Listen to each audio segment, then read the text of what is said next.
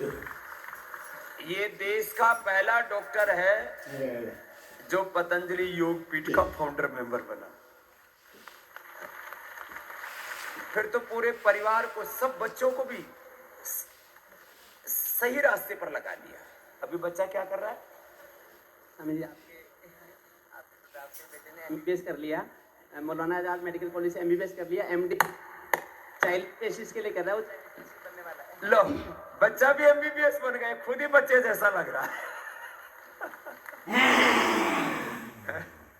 तो ऐसा डॉक्टर होना चाहिए जिसका जीवन पूर्ण साफ। ऐसे डॉक्टर होते हैं भगवान के रूप। एक बार जोरदार अभिनंदन। ऐसे डॉक्टर होने चाहिए जो बच्चों को अपना बच्चा मान करके डील करे। बच्चों पर एक्सपेरिमेंट किए जा रहे। इसके पास में कितने बच्चों की कैपेसिटी है तेरे हॉस्पिटल में रखने के लिए? 20 की कैपेसिटी है। माताएं आते हैं, अब हमारे बच्चों को भर्ती करो, बोले भर्ती करने की जरूरत ही नहीं है, 20 की कैपेसिटी है, एक दो बच्चे भर्ती रहते हैं। बोले जरूरत ही नहीं है, मैं तुम्हारा पैसा क्यों लूं, क्यों तुम्हारे बच्चे को भर्ती करूं, अपने घर में रखो, ऐसे रखो वैसे रखो। उसको सलाह दे देता है। ऐसा डॉक्टर भी मैंने दुनिया में पहली बार देखा है। 20 की कैपेसिटी, 2 बच्चे रखता है। बोले ये मैं धंधा करने के लिए हॉस्पिटल नहीं बनाया है, दवा करने के लिए बनाया है, उपचार करने के लिए बनाया है, अत्याचार करने के लिए नहीं, व्यापार करने के लिए नहीं बनाया। समझा देता है। तो पहले तो लोगों ने विरोध किया। देखो संसार में लोग ना क्या क्या, लेकिन अब लोग कहते नहीं यही डॉक्टर अच्छा है। तो आप तो मेरे साथ बाह्य प्राणायाम कर लेना, अनुलोम विलोम कर लेना। डॉक्टर मनोज मित्तल की भी कुछ अनुभव सुनाओ बेटा। जैसे मेदांता में, अपोलो में जाता रहता हूँ, पीजीआई चंडीगढ़ में, एम्स में बड़े सारे पेशेंट देखने होते हैं।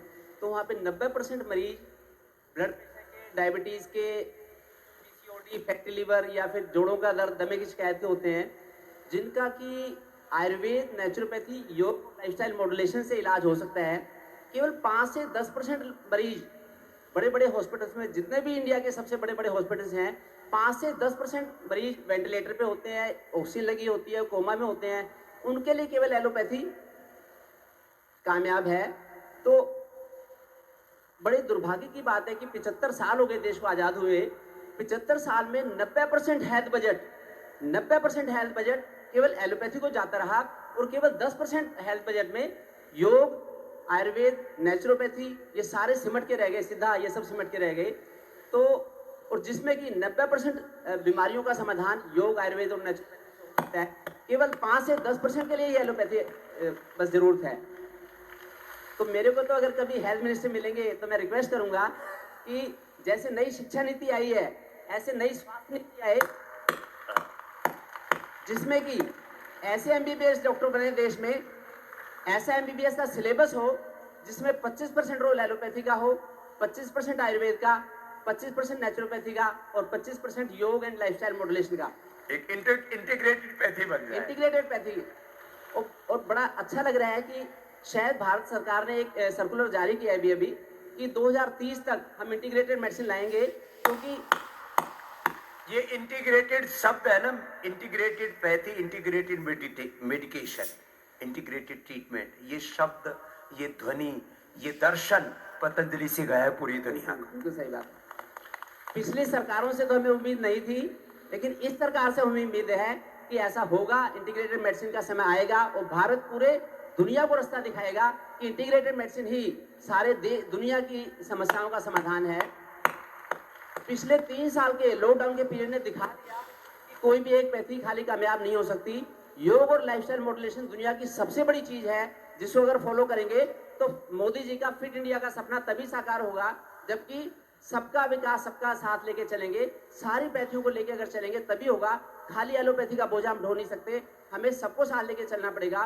कई हजार साल पुरानी हम भारतीय आयुर्वेद की संस्कृति को कैसे पीछे इग्नोर करके आगे चल सकते हैं, बड़ा सौतेला व्यवहार हुआ है पिछले 75 सालों में आयुर्वेद के साथ में, योग और लाइफस्टाइल मॉडिफिकेशन के साथ में। अब हम ये सह नहीं सकते, अब ऐसा चलेगा नहीं। अब मेरे साथ बड़े सारे MBBS MD डॉक्टर मेरे साथ जुड़ गए हैं और स्वामी जी के पद चिन्हों पे चलने को तैयार है। जैसा स्वामी जी कहेंगे हम वैसा करेंगे। और ये एक बड़ा तबका अच्छे सात्विक डॉक्टरों का भी है। देखो 3 तरह के लोग होते हैं, बहुत बड़ा सात्विक, राजसिक, तामसिक। राजसिक और तामसिक डॉक्टर भी हैं जो लूट खसोटने में विश्वास रखते हैं, लेकिन एक बड़ी संख्या सात्विक डॉक्टरों की भी तैयार उस है। तामसी लोगों की आवाज बड़ी बुलंद होती है तो बड़ी लोग उनसे डर जाते हैं। तो ऐसी आवाज का हमें कोई डर नहीं है। अक्रॉस द टेबल बैठ के सारे समाधान हो सकते हैं, समझने की जरूरत है। स्वामी जी ने जो काम किया है पिछले 20 सालों में, 25 सालों में, कम से कम 2 अरब लोगों को स्वस्थ किया है स्वामी जी ने पूरे दुनिया में। अभी तक जितने भी नोबेल प्राइज मिले हैं, जितने भी नोबेल प्राइज मिले हैं, उतने सारे भी अगर स्वामी जी को दे देंगे तब भी ये मानव जाति का के जो ऊपर उपकार किया स्वामी जी ने वो चुकाया नहीं जा सकता। तो बड़े दुर्भाग्य की बात है, लोगों को मरने के बाद मेडल दिए जाते हैं, तो ये बात अच्छी नहीं है। जीते जी ये देखना चाहिए across the table.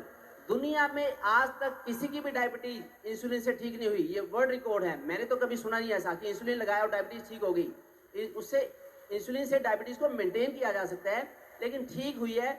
Patanjali Yogpeeth Haridwar में ठीक हुई है डायबिटीज कम से कम 50 से 60 लोगों की पिछले 1-2 साल के अंदर ही। और अगर कहीं और ठीक होती तो नोबेल प्राइज भी दिया जाता, भारत रत्न भी दिया जाता उनको। लेकिन चलो आज नहीं तो कल कभी ना कभी ये चीज समझ में आएगी।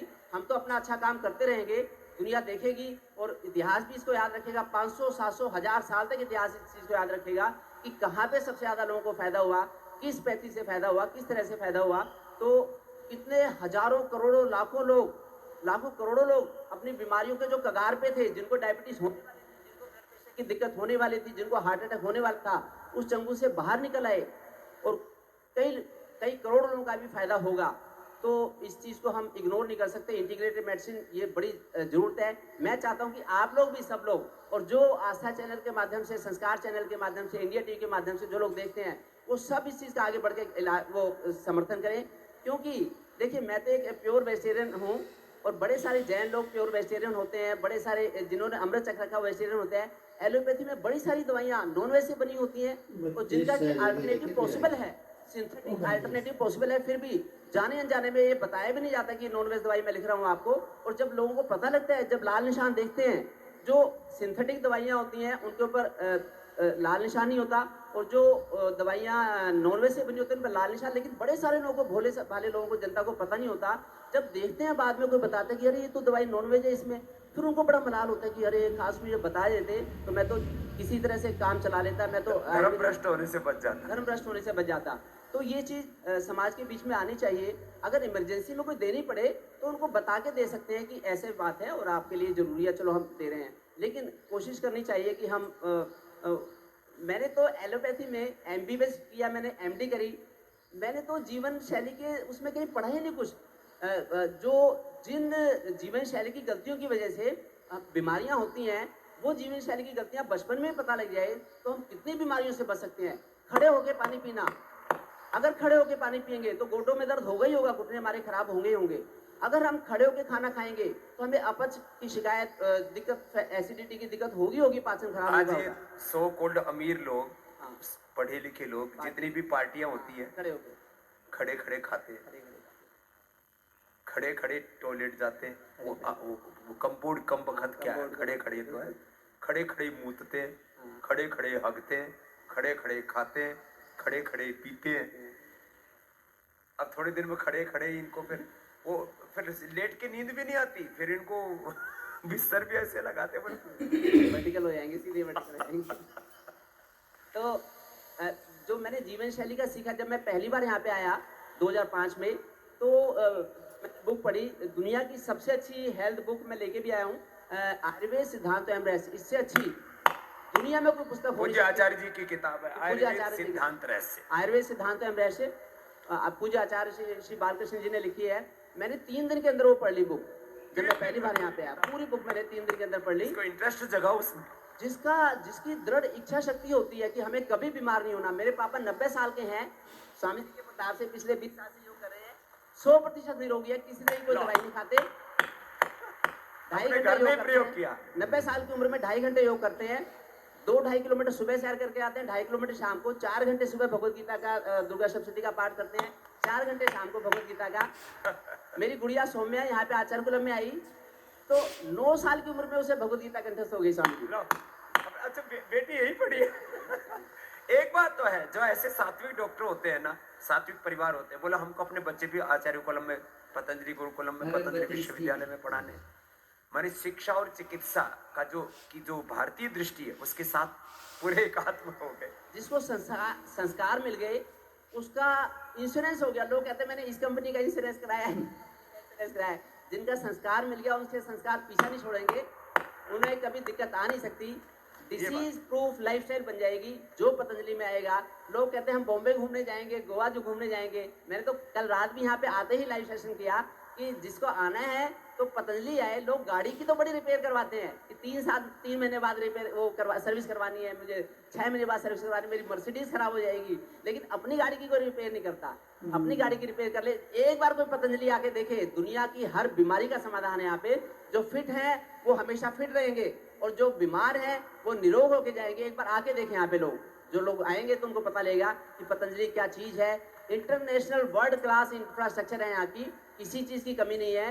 बस लोगों को जागरूकता की जरूरत है। जितने भी लोग मेदांता, गंगाराम, अपोलो और पीजीआई में, एम्स में दाखिल होते हैं, उनमें जो क्रोनिक डिसीज के पेशेंट हैं, जो यहाँ आएगा वो उसका लाभ उठाएगा। बस मन की दृढ़ इच्छा शक्ति होनी चाहिए। कोई जबरदस्ती तो किसी को योग करा नहीं सकता। जो कर लेगा श्रद्धा के साथ में, उसे बीमारी रहेगी नहीं। एक म्यान में 2 तलवार रह नहीं सकती। 90% बीमारियां खान पान रहन सहन को ठीक करके अपनी गलती को सुधार के योग और रोग दोनों एक, हाँ, ये बड़ा अच्छा वक्तव्य योग है डॉक्टर, जोरदार ताली बजाओ इसके लिए। एक म्यान में 2 तलवार नहीं, योग और रोग दो साथ साथ कैसे रह जाएंगे। कितने साल के हो गए मनोज जी? 52 साल का हो गए, बच्चे जैसा दिख रहा है। लोग 60 साल में लोग रिटायरमेंट ले लेते हैं। 60 साल में रिटायरमेंट ले लेते कि अब तो कुछ रेस्ट करेंगे। स्वामी जी कहते हैं आराम हराम है। नरेंद्र मोदी जी ने 60 साल की उम्र में देश की गद्दी संभाली और 70 साल की उम्र में आज वो एक जवान की तरह से काम करते हैं। हमारे देश के प्रधानमंत्री जी लोग रिटायरमेंट ले लेते हैं। पता नहीं किस देश में, तो अभी मैंने परसों अखबार में पढ़ा था कि उस देश में तो कि रिटायरमेंट की एज 62 साल से 64 साल कर दी। लाइफ एक्सपेक्टेंसी बढ़ गई तो उन्होंने हड़ताल कर दी कि हमारी तो रिटायरमेंट 62 साल पे होना चाहिए, हम 64 साल नहीं सहन कर सकते।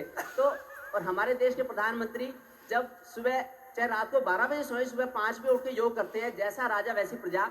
तो वो जो जब सुबह एक बार निकल जाते हैं नहा धो के, फिर तो पूरी दुनिया उनके ऊपर, कैमरा उनके पास रहता है, फिर उनके पास समय नहीं होता। लेकिन सुबह 1 घंटा योग जरूर करते हैं। तो योग करेंगे तो 100 साल तक हमारा इंश्योरेंस हो जाएगा। इसलिए योग से बड़ी दुनिया में तुम नरेंद्र मोदी से ज्यादा बिजी तो हो नहीं, हाँ, स्वामी रामदेव से ज्यादा बिजी तो हो नहीं। मेरे पास बड़े सारे सरपंच आते हैं, गांव से सरपंच आते हैं, एमएलए आते हैं, कहते हैं डॉक्टर साहब बीपी नहीं ठीक होता, डॉक्टर साहब कोई नुस्खा बता दो, कोई फार्मूला बता दो। मैं कहता हूँ योग कर लो। कहते हैं डॉक्टर साहब बिजी हैं, देखो योग नहीं होता। मैं कहता हूँ स्वामी जी से ज्यादा बिजी तो नहीं हो आप, नरेंद्र मोदी से ज्यादा तो बिजी नहीं हो, योगी आदित्यनाथ से ज्यादा बिजी तो नहीं हो। कर लो, मान जाओ, नहीं तो बड़ा दिक्कत आएगी। अपोलो में दाखिल होना पड़ेगा, गंगाराम में दाखिल होना पड़ेगा। बच जाओगे अगर आप योग कर लोगे। जो योग करेगा उसे बीमारी छू नहीं सकती। कई खानदान सुधर जाएंगे। लोग कहते हैं जेनेटिक बीमारी है, जेनेटिकली उन्होंने नहीं योग किया, आप नहीं योग करे, आगे जेनेटिक बीमारी होगी। आप योग करोगे, जीन सुधर जाएंगे, बच्चे भी सुधर जाएंगे, बच्चों का इंश्योरेंस हो जाएगा, बीमारी छू नहीं सकती। तो इसलिए योग करना बड़ा जरूरी है। मुझे क्या फायदा हुआ योग करने का? स्वामी जी के साथ 20 साल से जुड़े हुए, मुझे क्या फायदा हुआ? देखिए, मैं 1 घंटे में 10 किलोमीटर की रनिंग करता हूँ। पिछले 1 घंटे में 10 किलोमीटर की 35 साल से मेरी यही रनिंग स्पीड है। 1 घंटे 35 साल से यही रनिंग 35 साल से 64 से 65 मिनट लगते हैं मेरे को 1 घंटे की रनिंग में। और मैं फुर्ती से नीम के पेड़ पर चढ़ जाता हूँ। मैं जब नीम के पेड़ पे चढ़ा, अभी 2 महीने पहले की बात है, 17 सेकंड की वीडियो बनाई मैंने, वायरल हो गई कि जो 70 किलो के लोग हैं, चाहे जज हो, चाहे एडवोकेट हो, चाहे पुलिस वाले हो, चाहे इंजीनियर हो, डॉक्टर हो या आईटी पर्सनल हो, वो या तो नीम के पेड़ पे चढ़ के दिखाएं, या 10 किलोमीटर की दौड़ पे लगा के दिखाएं, या फिर मैं 100 मंजिल का जीना 1 घंटे में चढ़ सकता हूँ। 10 मंजिल का जीना चढ़ने में मेरे को 3 मिनट लगते हैं। तो ये फिटनेस के क्राइटेरिया। लोग कहते हैं कि इतनी हाइट पे तो इतना वेट होना चाहिए। ये तो 200 साल के पैरामीटर बनाए गए हैं। अगर आप फिट हैं तो आपको फिटनेस प्रूव करनी पड़ेगी, ऐसे काम नहीं चलेगा। और फिर मैं स्वामी जी, पिछले जब से शादी हुई है हम लोग 2 टाइम खाना खाते हैं, और पिछले 6 साल से हम लोग चतुर्मास में सावन भादो आसूस कार्तिक एक टाइम खाना खाते हैं, 6 साल हो गए अभी। जो लोग 3 टाइम खाना खाते हैं उनकी बीमारियां नहीं ठीक होती, और जो एक टाइम खाना खाएगा वो बीमार नहीं हो सकता। जिन्हें 20 साल तक अन्न खाया नहीं, कई लाख किलोमीटर की यात्रा कर ली, ऐसी कोई तहसील नहीं होगी भारत की जिसमें स्वामी जी गए नहीं होंगे। तो अ, ये तब संभव था जबकि स्वामी जी ने कम खाया। मेरे पापा भी कहते हैं सारा भारत जानता है कि कम खाओ, कभी बीमारी छुएगी नहीं। और ज्यादा खाने से intermittent fasting millions of dollars खर्च करके इंटरमिटेंट फास्टिंग ढूंढी है, जो कि हमारे तो कई सदियों से कई लाख वर्षों से, जब से भारत की संस्कृति का शुरुआत है तब से लेके कहते हैं कि उपवास का बड़ा फायदा है। मैंने तो एलोपैथी में कहीं पढ़ा ही नहीं फास्ट क्या होता है, उपवास क्या होता है। जो मर्जी खाओ पियो ऐश करो और फिर डॉक्टर के पास जाके एंजियोप्लास्टी करवाओ, हार्ट अटैक का इलाज कराओ। उपवास से तो कहीं नाम, मैंने मालिश का तो नाम ही नहीं सुना कहीं एमबीबीएस में एमडी में कि फायदा होता है। मालिश करेंगे तो जोड़ों की मालिश दूसरे नंबर की वैक्सीन है। पहली वैक्सीन है दुनिया की योग, सबसे सस्ती वैक्सीन, सबसे अच्छी वैक्सीन। जो टाइफाइड की वैक्सीन लगाएंगे टाइफाइड से बचाएगी, चिकन पॉक्स की वैक्सीन लगाएंगे चिकन पॉक्स से बचाएगी। और ये ऐसी वैक्सीन है योग की वैक्सीन जो इन्फेक्शन से भी बचाएगी, लाइफस्टाइल डिसीज से बचाएगी, सारी बीमारियों से बचाएगी।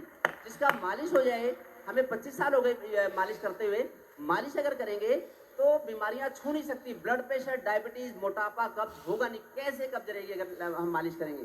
तो मैंने तो कभी एलोपैथी में नाम ही नहीं सुना कि मालिश का फायदा है।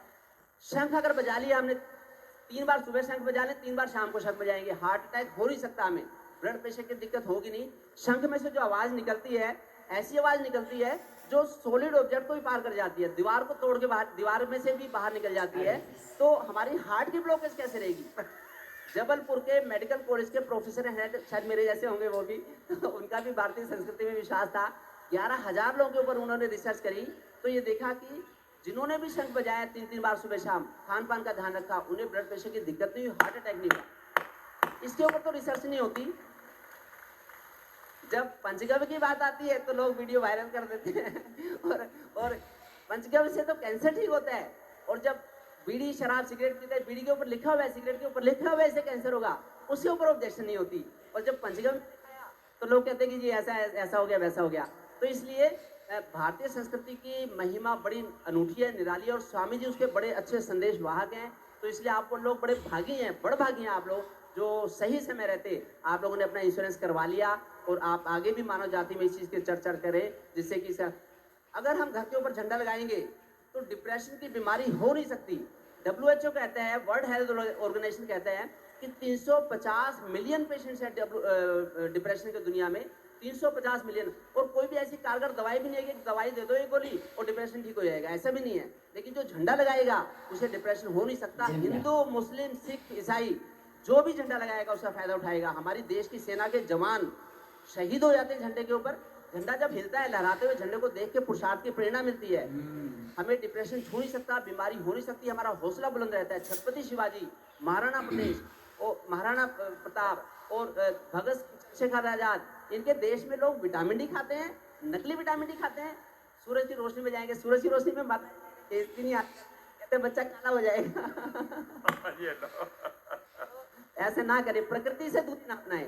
सर्दियां आ गई, सर्दियों में इतना ज्यादा पैक कर देते हैं बच्चों को, 4 कपड़े, 5 कपड़े, 6 कपड़े, और फिर ऊपर से सिंथेटिक कंबल आ गए चाइनीज। उनको कपड़ों में वो तो इंसुलेशन हो गया। तुलसी जी के ऊपर अगर हम चुन्नी चढ़ाएंगे तो तुलसी जी ठीक रहेगी। अगर तुलसी जी के ऊपर कोई पन्नी चढ़ा देगा, पन्नी चढ़ा के कैसे तुलसी जी ठीक रहेगी? आजकल ऐसे ऐसे कंबल आ गए जी, मिंक ब्लैंकेट आए हैं, एसी भी चलाएंगे और मिंक ब्लैंकेट में सोएंगे। मैं तो 15 साल से मच्छरदानी में बाहर सोता हूँ, मैंने 15 साल से पंखा नहीं चलाया, जितनी मर्जी गर्मी हो, जितनी मर्जी। ये तो पूरा ही प्रकृतिवादी डॉक्टर है। और ये गर्म कपड़ा अभी भी नहीं पहन के आया है, देखो ऐसे ही। चलो भाई, बहुत अभिनंदन है। ये तो मतलब ऐसे धड़ल्लेदार बोलता है, ऐसा